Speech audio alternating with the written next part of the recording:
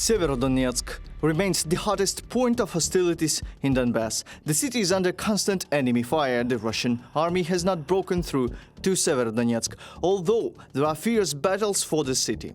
They are advancing in different directions but are unable to break through the defenses of the regional center.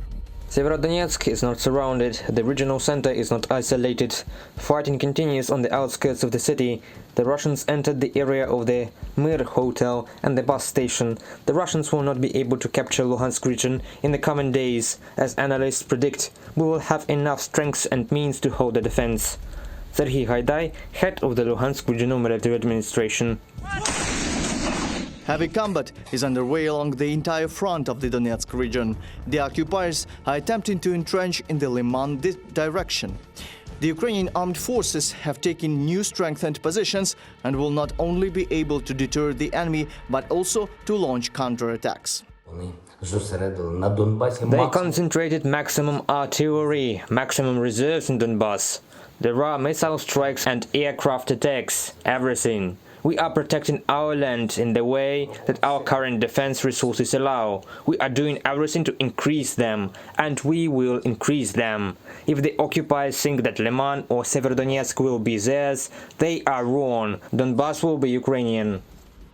The enemy has suffered almost 30,000 losses since the beginning of the full-scale invasion. Only in the south direction, the Ukrainian armed forces eliminated a large amount of military equipment and 63 invaders over the past day. One of the most failed attempts for Russian was the crossing of the Severodonetsk river at the beginning of May. At that time, according to the New York Times, at least 400 Russian soldiers were killed as a result of the successful attack by the armed forces of Ukraine. And over the past day, according to Alexei Arestovich, advisor to the head of the office of the president, Ukrainian defenders eliminated more than 20 Russian senior officers in the Donetsk region.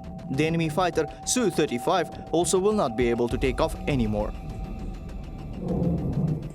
The enemy is preparing to launch an offensive in the Kharkiv direction. He is now trying to restore the destroyed railroad in order to start supplying weapons. The General Staff of the Armed Forces of Ukraine does not exclude that probability of missile strikes from the territory of Belarus.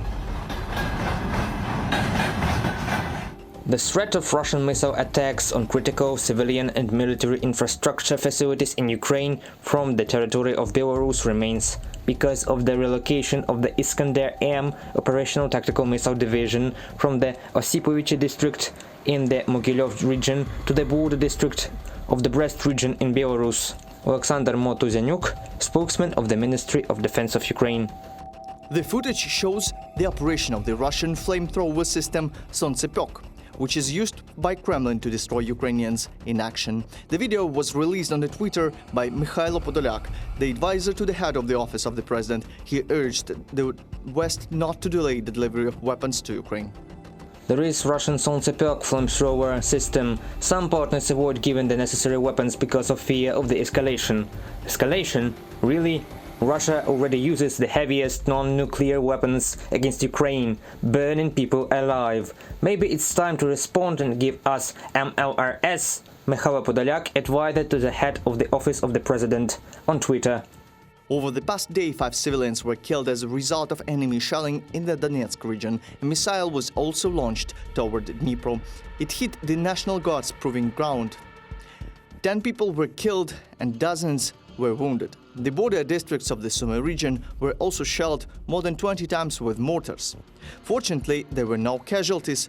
Despite constant enemy shelling, Ukraine continues to rebuild infrastructure in the de-occupied territories.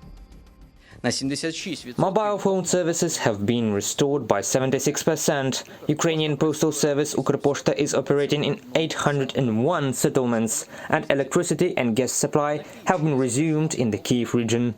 The humanitarian situation in temporarily occupied Kherson is difficult. Residents are unable to drive to the Ukrainian-controlled territory. However, people are not giving up. For example, teachers refuse to cooperate with the Russian occupiers. The streets of Kherson are full of patriotism. On the video, you can see a guy playing an anthem of Ukraine. The pedestrians actively support him with money. Reported by Nick Starkov, Alexander Belov, UATV News.